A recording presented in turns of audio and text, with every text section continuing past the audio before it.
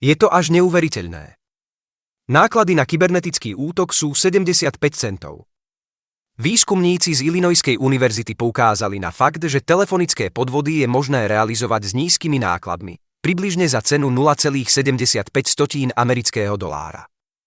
Cielené kybernetické útoky totiž využívajú prirodzene znejúci hlas a interaktívne odpovede. Sú na nerozoznanie od reálnych telefonátov. Spôsobí to, že útočník získava od obetí ľahko citlivé údaje. Útočníci v tomto prípade využívajú hlasové možnosti rozhrania pre programovanie aplikácií. Application Programming Interface, skrátené označované ako API.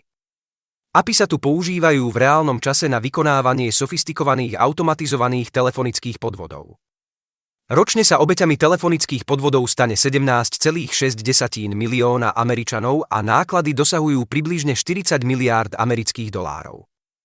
Rozhrania API sú tak pre kybernetických útočníkov zlatou baňou. Získavajú kontrolu aj kradnú údaje. A profesionáli kybernetickej bezpečnosti bijú na poplach.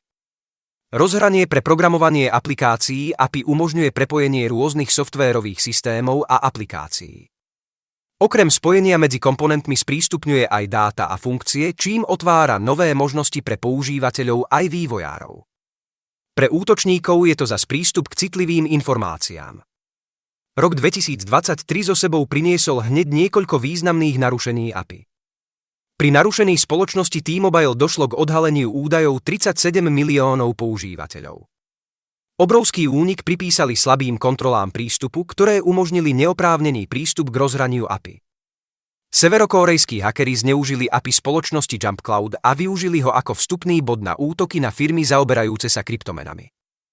Je to učebnicový príklad nezabezpečených podnikových rozhraní. Incident v aplikácii Duolingo odhalil milióny používateľských profilov v dôsledku nedostatočne chráneného koncového bodu API.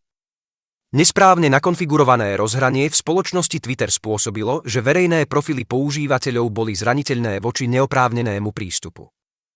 Významné porušenie v spoločnosti Optus odhalilo milióny záznamov o zákazníkoch.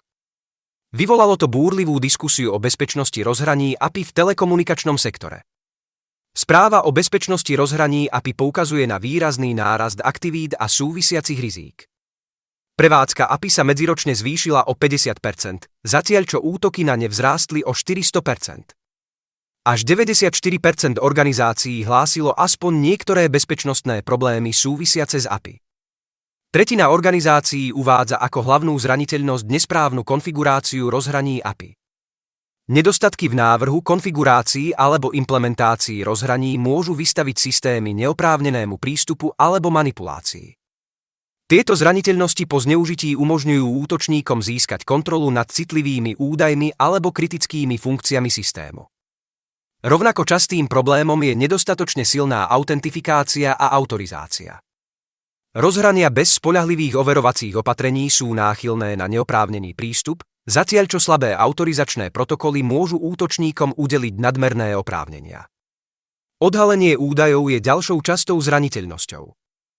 Zlá správa citlivých informácií, napríklad nešifrované prenosy údajov, môže viesť k významným únikom údajov.